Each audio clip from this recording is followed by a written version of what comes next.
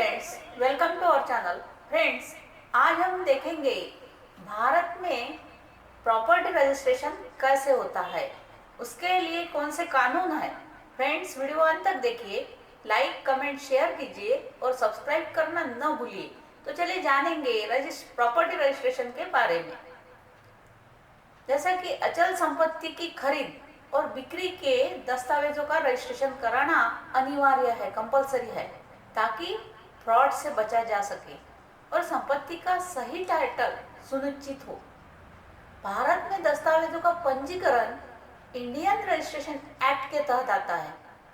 इस कानून के तहत विभिन्न दस्तावेजों का रजिस्ट्रेशन होता है ताकि सबूतों का संरक्षण, धोखाधड़ी की रोकथाम और टाइटल सुनिश्चित हो सके।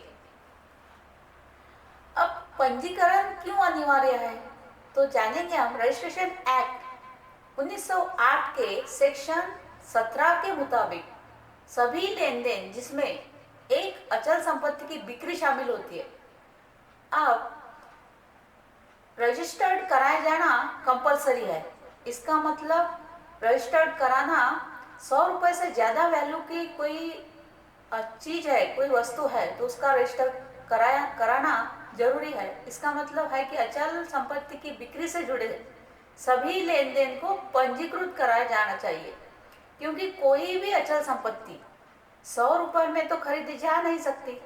इसके अलावा अचल संपत्ति के गिफ्ट के साथ साथ 12 महीने से ज्यादा की अवधि के लिए लीज पर दी गई संपत्ति को भी अनिवार्य रूप से पंजीकृत कराना जरूरी है।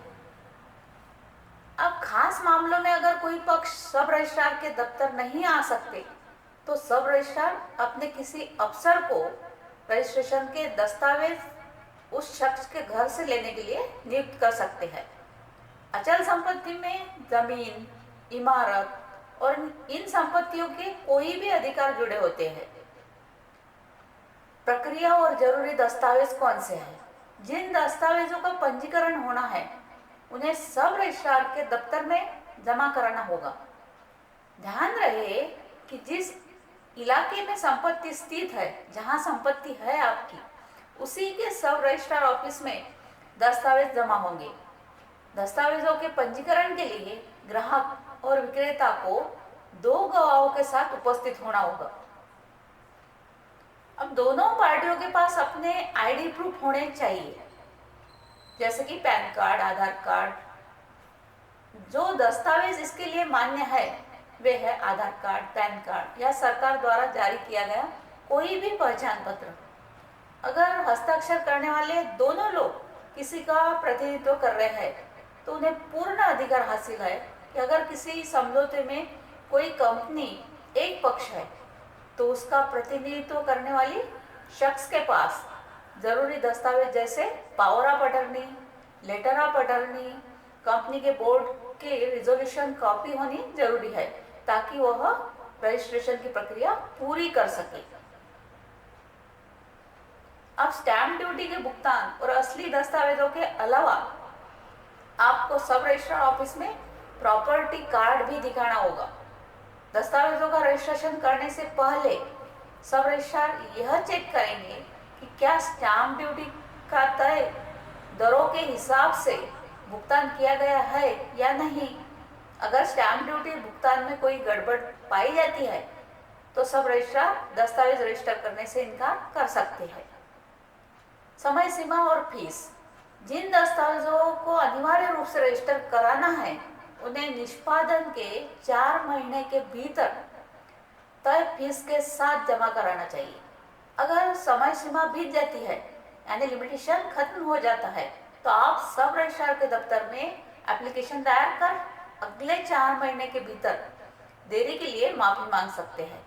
रजिस्ट्रार जुर्माना, जो असली रजिस्ट्रेशन फीस का 10 गुना हो सकती है, इसे लगाकर दस्तावेजों का रजिस्ट्रेशन कर सकते हैं। अब प्रॉपर्टी की रजिस्ट्रेशन फीस संपत्ति का 1% हो सकती है। पहले रजिस्ट्रेशन के लिए लाए जाने वाले दस्तावेज आपको 6 महीने के बाद दिए जाते हैं, लेकिन सब रजिस्ट्रार दफ्तरों में कंप्यूटर आने के बाद आपको दस्तावेज उसी दिन स्कैन करके लौटा दिए जाते हैं। अब रजिस्ट्रेशन नहीं कराने पर क्या होता है, तो अगर आप प्रॉपर्टी का रजिस्ट्रेशन नहीं कराते तो बड़ी मुसीबत में फंस सकते हैं। जिस दस्तावेज का पंजीकरण होना अनिवार्य है और वह नहीं हो पाया तो उसे कोर्ट के सामने सबूत के तौर पर पेश नहीं किया जा सकता। तो फ्रेंड्स, ये थी प्रॉपर्टी रजिस्ट्रेशन के बारे में महत्वपूर्ण जानकारी। Thank you.